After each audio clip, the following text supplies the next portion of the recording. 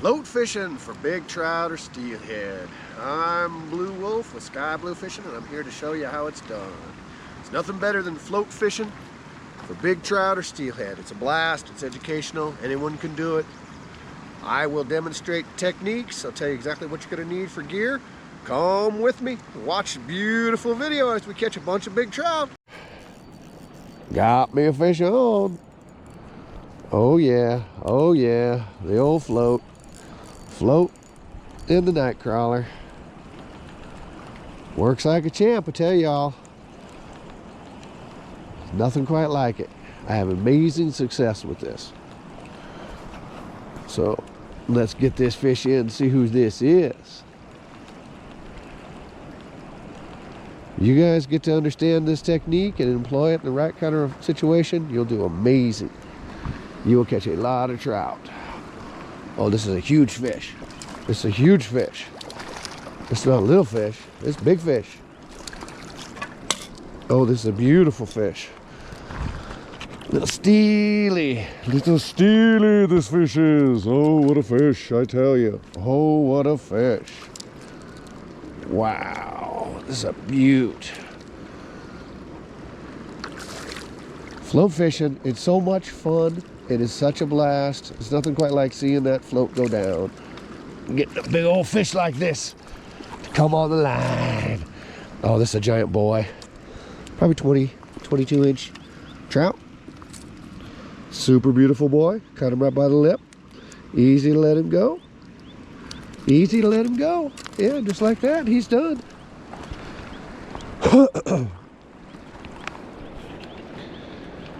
Well, I tell you what, I don't want to get myself soaked.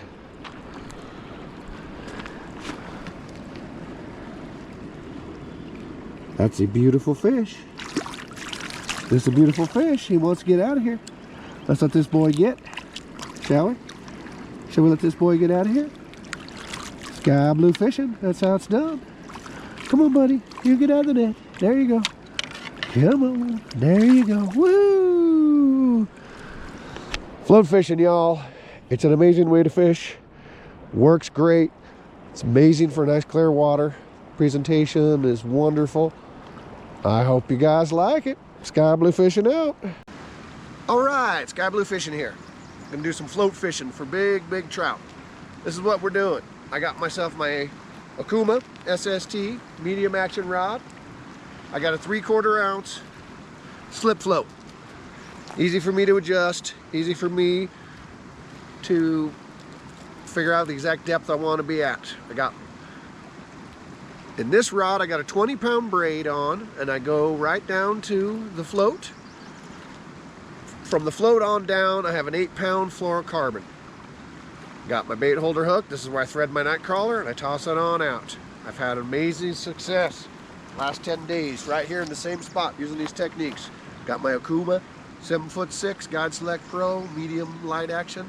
I got a slip float with, I got 30-pound braid on, down to 20-pound bumper, down to 8-pound fluorocarbon. I got a jig on here, but I just have a normal bait hook, number 2 bait hook on here for my night crawler. Been using that most of the time. Night crawler, spawn sack has got a little bit of action. I haven't got much with the jig, but I'm trying it just for something a little bit different. You can use jigs, you can use night crawler, you can use spawn sack, you can use worm or artificial worm, whatever you got works perfect for float fishing. It's one of the best things you can do in this world. Float fishing. Come watch this video and enjoy it with me, y'all. All right, all you amazing people, I'm about to throw the float back out. Let's see how it works. Let's see if we can catch anything with this beautiful float. Got us a fresh night crawler. I had a small one, so I put the whole entire night crawler on there. Let's see if this float goes down. You want to do your best to get the line to be behind your float so you have a nice natural presentation. Got to mend every so often, depends on how you cast out. If you get lucky like that cast and the line is directly behind the float the whole time, then it's no worries, you just let it be. The slightest little bit of pressure and I get to set the hook because there's no slack in the line. All right. Most seams of rivers like this will give you a couple options. You got the heart of the seam, you got closer to you, the near, I guess, left of the seam if you wish, and you got right of the seam. I'm gonna toss across. All right, to that back side of the seam. I've been catching a lot of fish over there. I made sure the line is behind. The main seam's a little bit faster than where the float is, so I have to mend it. There it goes. I mended it right about that at that point because I could see that the float wasn't going in its natural way. I could see it was pulling to, it was hooking to the left. You can see it pointing to the left. It's because the fast current was pulling my line. My line has no weight on it. I'm using a 3/4 ounce float. Since my line has no weight on it, in the center of that seam like that, it wants to pull. It wants to pull the line ahead of the float. Let's go right towards the center of the seam. There we are. Let's get the line behind. There we go. We adjusted it. Drag is, or the bail is open. See, it's pulling a little bit to the left now, and I don't quite like that. Now it's center again. It's perfectly in the center of the seam. It's not being pulled in any direction. Float is straight up and down like you want it to be. And then you'll be able to notice if anything hits it. You got to adjust your weight, figure out the bottom of the river you're at. You don't want your weight to be hitting bottom. You want to be a little bit off the bottom. It depends on how much leader you have. And if you got any weights on your leader. In this case, I like to be 6-10 inches off the bottom with my weight. And my leader sits out a couple feet with the worm. And so the worm, since it's lighter, it has no weight, it goes down the river first. So the first thing the fish sees is the worm. They don't see a weight.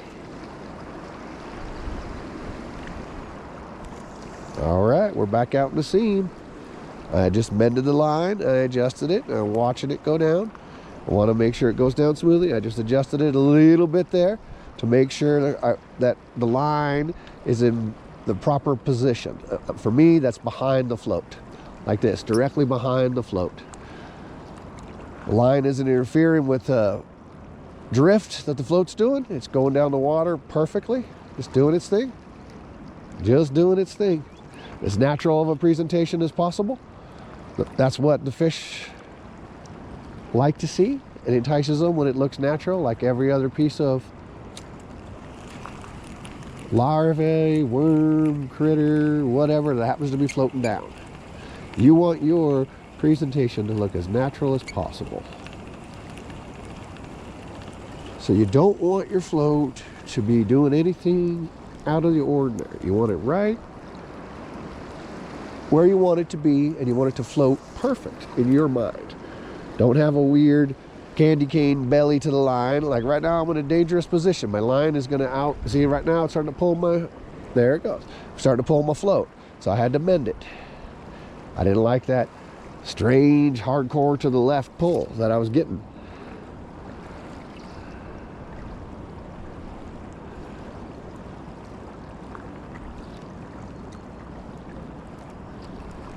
I like to choose different spots. I like to bounce around a few different areas in the seam. I like the center. I like to the left of the seam. I like to the right of the seam. If I catch fish in a particular spot over and over, then I will continually throw to that particular spot of the seam. Sometimes a foot to 2 feet on either side of the seam is ideal. Right out of the heart of it, so the current isn't so fast. This is a decent moving river, but it's not as bad as a lot I've seen in the wilderness. So the fish probably hanging out right in the center of the seam and no problem. But a lot of times rivers are moving so fast that the fish prefer just outside the seam. There's not quite a lot of foam being generated on this one. But usually, you know, foam is home, we call it. Foam is the home of the steelheads. I'm fishing giant rainbow trout here, but the technique I'm using is pretty much steelhead fishing techniques. I can float a bead, I can float spawn, I can float artificial worm, float night crawler, jig, whatever I choose to do underneath this float. Well, there's a big fish. I saw a big fish out in that neighborhood. Let's see if I can entice him to bite.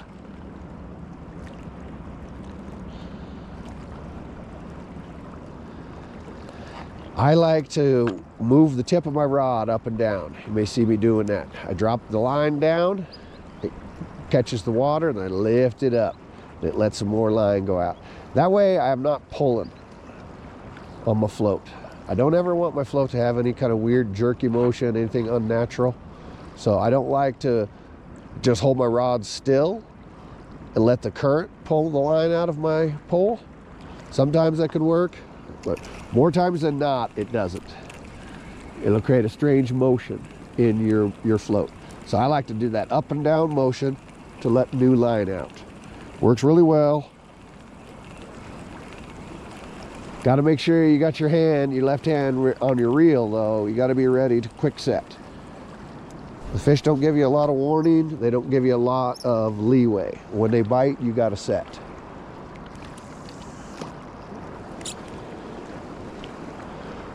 Fish are smart as soon as, see that was a small bobber down right there. That was a small float down. It could have been bottom. It's most likely a fish.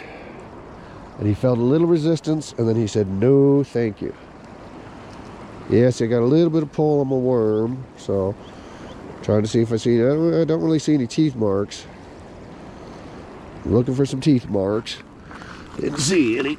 So it's always a good sign. If you get a little bite, you go back in the same neighborhood, try to entice the same fish again.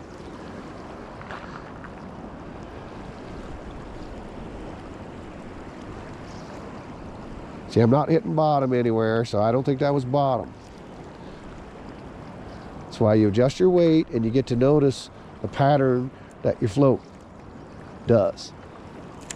And you're like, well, I'm not hitting bottom anywhere.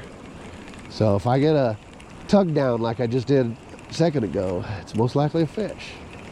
That was a smart fish, and he just gave it a little tip. Said, no thank you. I've caught a bunch of fish here recently. Some of these older fish are smart. They're like, nope, that's not a natural worm. That had a little bit of resistance to it. That's how they get to be older fish, though. They get to be smart fish.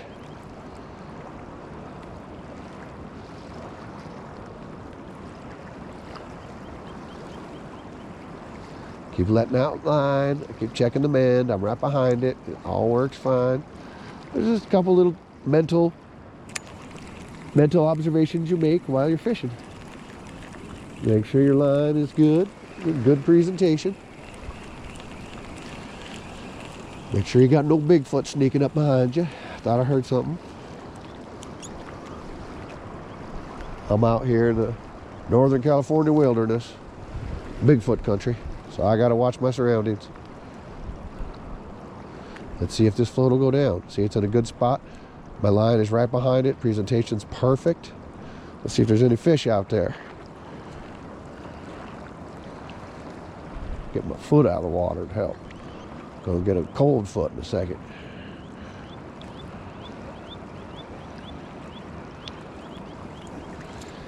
I got just to the left of the seam and it slowed down. I don't really enjoy that spot. It's just a little too slow for me. It misses the heat of the current.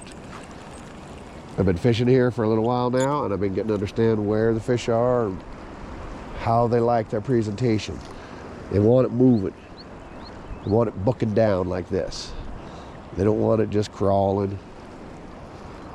It's got to look natural. As natural as possible for them.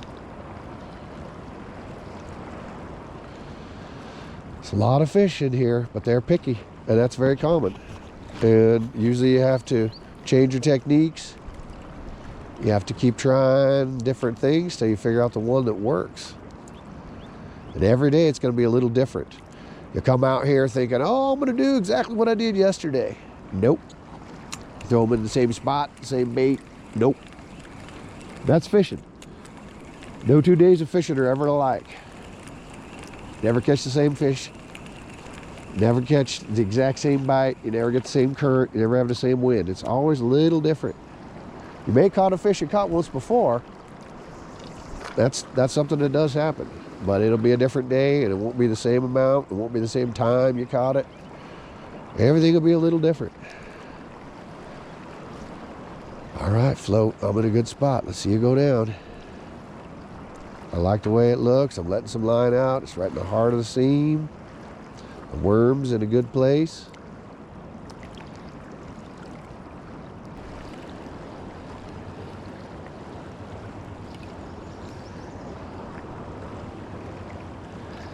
Takes a while to get used to the way your float works, and then you'll notice those little weird differences. That it just isn't going the direction you want it to. It's being pulled to the left, being pulled to the right, whichever side of the seam you're on. If you're on a corner, then that can become difficult. If you cast past the seam on a corner, well, your line ends up being on top of the water in the seam, and so it gets pulled faster than the current is pulling your float. Once again, there's an unnatural presentation. So you gotta really adjust if you're on the opposite side of a seam on a corner.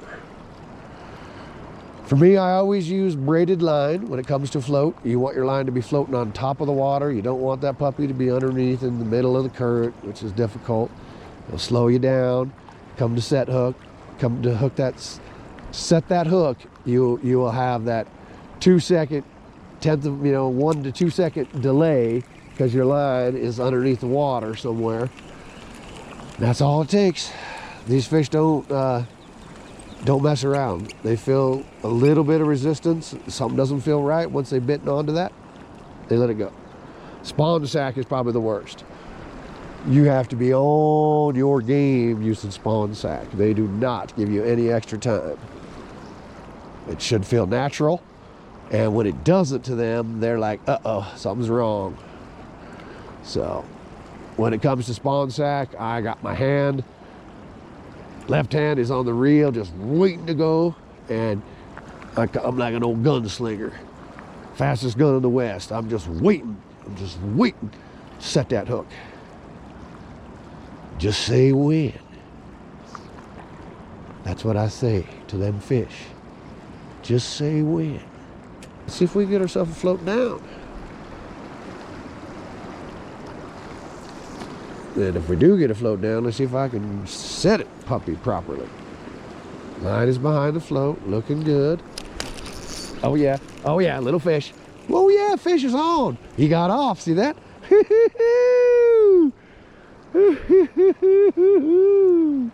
He did that steelhead jump and he got that puppy off, took the worm.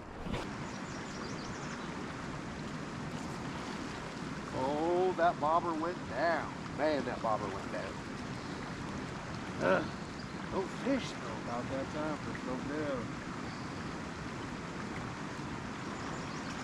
Yep. Oh, dang it, that float went down. Oh yeah, there goes the osprey. He's thinking about it. Almost had himself something to look like. I hear you out there. Me too.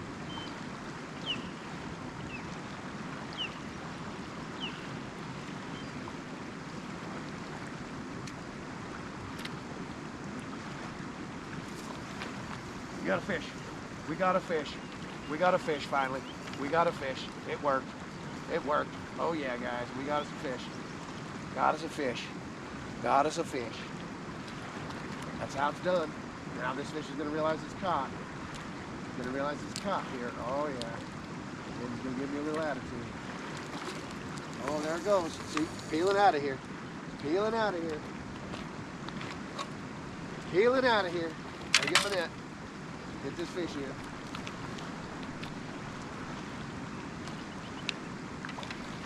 Oh, there it goes. Peeling out of here. See, it sees me. It knows I'm here.